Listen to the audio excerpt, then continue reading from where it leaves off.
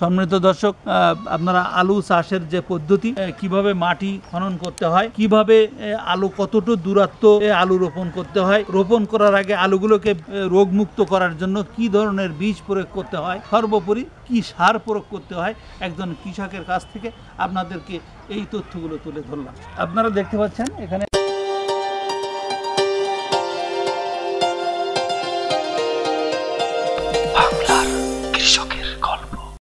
দেশ এবং দেশের বাইরে বিশ্বের যে যে প্রান্ত থেকে দেখছেন সবাইকে বাংলার কৃষকের গল্প ইউটিউব চ্যানেলে স্বাগত জানাচ্ছি।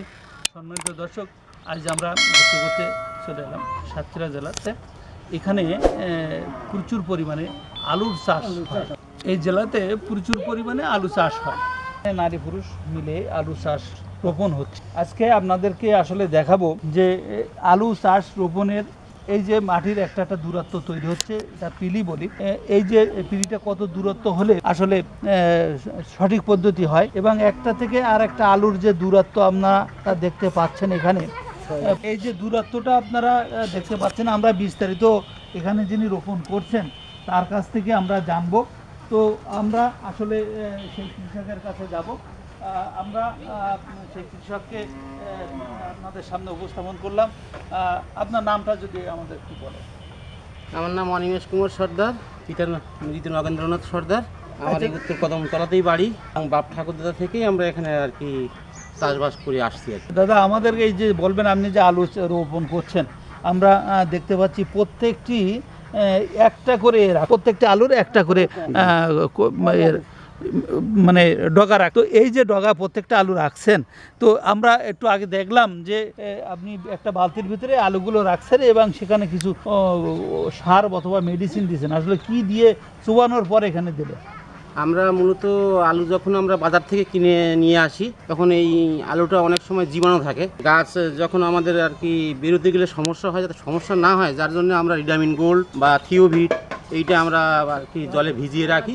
আলু কাটার পরে আমরা সেই বালতির মধ্যে ওই জলের মধ্যে দিয়ে দিই, তারপরে আমরা এটাকে রোগমুক্ত করার জন্য। জি জি। আচ্ছা, আমাদের একটু বলেন যে যে দূরত্বটা, যে এটা কত ইঞ্চি দূরত্ব এটা দিলে আসলে এটা ভালো হবে? এটা 6 ইঞ্চি। 6 ইঞ্চি। এই যে কিছু সার আমরা দেখতে পাচ্ছি, কালো জৈব সার, এবং আর সাথে আরো কিছু আছে। কি কি সার প্রয়োগ করলে আলু গাছের জন্য?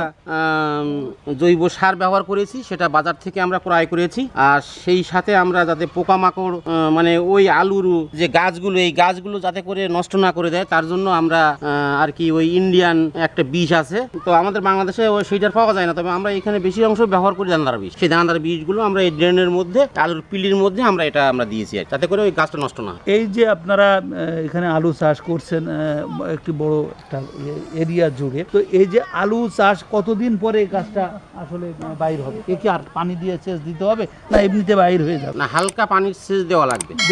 বাইর হওয়ার আগে 10 থেকে 15 দিনের মধ্যে গাছটা বেরিয়ে যাবে। যখন আমাদের গাছটা 1 বিঘে হবে আর কি, 6 ইঞ্চি বা 5 ইঞ্চি, তখন আমরা এই টোটাল এই পিলিতে আবার আমরা নতুন করে আবার পিলি বেঁধে দেবো গাছের গোড়া সুন্দর। তখন একটু সার দিতে হবে? হ্যাঁ, তখন সার দিতে। এর পরে তো আর সারের আর প্রয়োজন হচ্ছে না। তখন যে গাছ বাইর হওয়ার পরে আপনারা পিলিটা বাইরে দেবেন, ওই সময় আপনারা সার দেবেন। ওই সময় কি সার দেবেন? আমরা মূলত টিএসপি, পটাশ, ইউরিয়া এগুলো আমরা দিয়ে পিলিটা বেঁধে দেবো। তখন পানি দিয়ে সেচ দিয়ে বুড়িয়ে দিয়ে দেবেন।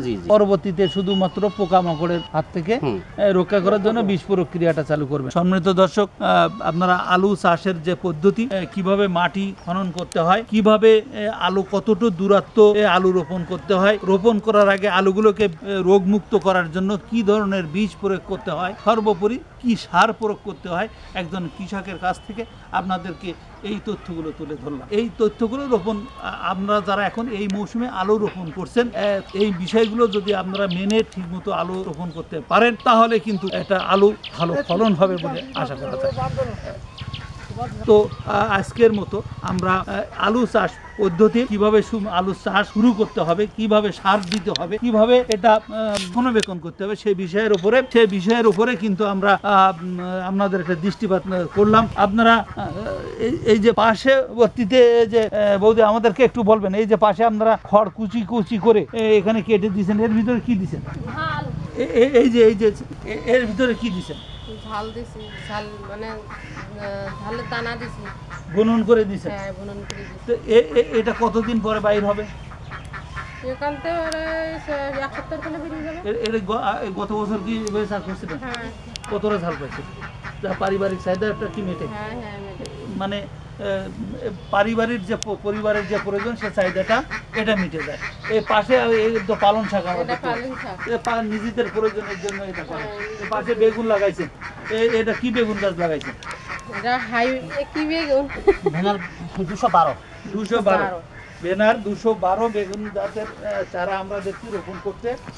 তো সম্মানিত দর্শক, আপনারা যারা এই ধরনের পারিবারিকভাবে বা বাণিজ্যিকভাবে চাষ করতে চান তারা কিন্তু এই যে ভেনার 12 বেগুন বর্তমান খুব বড় হয় এটা, এবং এই এলাকাতে কিন্তু প্রচুর পরিমাণে হয়। আমাদের এই কৃষক তিনি কিন্তু এখানে চাষ করেছেন। তো আপনারা যারা এটা করতে চান তাদেরকে উৎসাহিত করব, আপনারা কোনো জায়গা ফেলে না রেখে, যেহেতু এখন আলুর দাম প্রচুর, শাকসবজি প্রচুর দাম, তো সেই দামের দিকে খেয়াল রেখে আপনাদের বাড়ি আপনারা ফেলে না রেখে এভাবে আপনারা চাষ করতে পারেন। এই যে আপনারা এই যে আলু কিনছেন, এখন এই যে চাষ করছেন, তো এই আলুগুলোর বীজগুলো কত টাকা দিয়ে কিনছেন? আমরা এই বীজটা আমরা গ্যারেজ বাজার থেকে ক্রয় করেছি 120 টাকা করে কিলো। 120 টাকা কেজি দরে আপনারা এটা ক্রয় করেছেন। জি জি। তো আসলে অন্য বছরের তুলনায় এবছর আলুর বীজ অনেক অনেক বেশি, সারেরও দাম অনেক বেশি, তারপরও কৃষকরা থেমে নেই, তাদের উৎপাদিত পণ্য তারা তৈরি করার জন্য তারা পুড়ে অলরেডি লেগে আছে। আমরা আপনাদেরকে আজকের এই ভিডিওর যারা দেখছেন, যারা দেখবেন, সবাইকে বাংলা কৃষকের গল্প ইউটিউব চ্যানেলটি সাবস্ক্রাইব করার জন্য অনুরোধ করব, যাতে আপনারা পরবর্তী ভিডিওগুলো, এই ভিডিও সহ পরবর্তী ভিডিওগুলো দেখতে পারেন। তো আজকের মতো এখানে শেষ করছি। আল্লাহ হাফেজ।